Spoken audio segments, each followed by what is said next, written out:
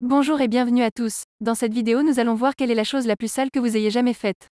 Cette vidéo vous est présentée par Questions-Réponses, la chaîne où vous trouverez réponse à tout.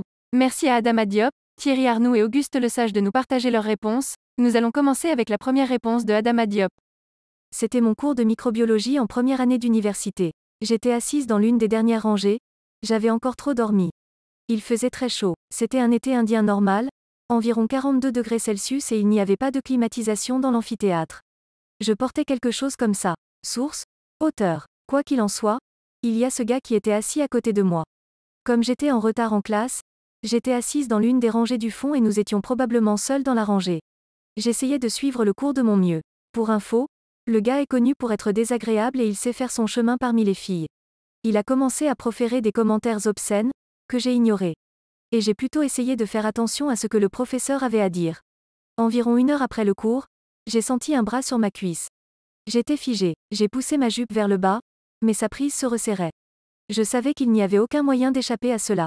Si je criais, il pourrait nier toutes les allégations. Il n'y avait aucun témoin. Au lieu de crier, je l'ai encouragé. Je lui ai fait un doux sourire et lui ai demandé de monter plus haut. Il était un peu choqué, mais il a fait ce que je lui ai demandé de faire. Il glissa sa main dans ma culotte. J'ai éternué aussi fort que possible. Mon sang menstruel a coulé sur sa main. Il cria. Je me levai, souriant à son expression horrifiée. À ce moment-là, tout le monde nous regardait. J'avais assez de témoins. Je l'ai fait expulser. Oui, la chose la plus grossière que j'ai jamais faite, c'était de saigner sur la main de mon agresseur avec mon sang menstruel.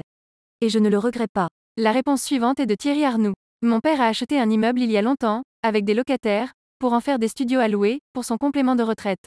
J'ai eu plusieurs fois à vider les appartements, abandonnés, par des locataires disparaissant à la cloche de bois, merci la trêve hivernale, et j'ai vu des choses vraiment pas ragoûtantes où les WC bouchés avec de la merde n'étaient généralement que la partie visible de l'iceberg. Stock de préservatifs usagés coincés, dans un trou dans le mur. Drogue et seringues en tout genre. Frigo mort avec la nourriture dedans, non, pas fraîche. Pas fraîche du tout. Vêtements et sous-vêtements sales abandonnés en pile depuis des mois. Années, crasse, saleté et absence de nettoyage d'au moins plusieurs mois. Quelques exemples lorsque nous avons vidé l'appartement occupé lors de l'achat.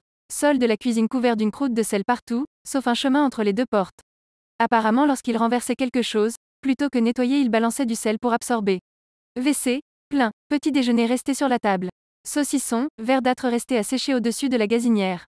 Fuite dans l'évacuation de l'évier, bouchéant. Élevant un monticule de ciment jusqu'à la fuite, pour info ça ne fonctionne pas, le parquet était pourri. Frigo HS est vide dans le salon. Nous continuons avec la réponse de Auguste Lesage. J'ai assisté en direct à une dépression d'une personne que je connais. C'était vraiment spectaculaire, mais vraiment. Quand j'étais jeune, je jouais du foot avec une bande de copains contre une petite équipe du quartier, et un jour on m'appelle pour jouer, et il y avait quelqu'un que je connais bien qui venait d'arriver sur les lieux, 5 minutes plus tard 2 de ses voisins le rejoignaient. Pour lui faire une blague de très mauvais goût. Une idée diabolique quoi, puisque juste avant de venir le pauvre avait poussé son frère âgé de 6 ans à la maison, alors il lui disait que son frère est tombé et qu'il est mort, c'était pour eux juste une blague pour lui faire peur, mais croyez-moi c'était une scène incroyablement délirante. L'adolescent a commencé à rire à haute voix et frapper le mur de l'aire de jeu avec violence, il aboyait comme un loup, et même quand il lui avait dit qu'il plaisantait, il a continué à rire et courir dans toutes les directions, c'était la catastrophe. Alerté par mes copains, ses parents étaient venus pour le récupérer et l'emmener à la clinique psychiatrique, il a pu qu'en se rétablir, mais il n'a jamais pu retrouver son équilibre psychique, même plusieurs dizaines d'années après. Morale de l'histoire. Il ne faut jamais faire de blagues choquantes, ça risque de tourner très mal, pour les personnes fragiles. C'est la fin de la vidéo, on a fait le tour de toutes les réponses. Merci d'avoir regardé cette vidéo, si elle vous a plu, vous pouvez vous abonner et laisser un like sur cette vidéo. On arrive à la fin de cette vidéo, vous pouvez continuer le débat sur cette question en commentaire avec la communauté. À très vite.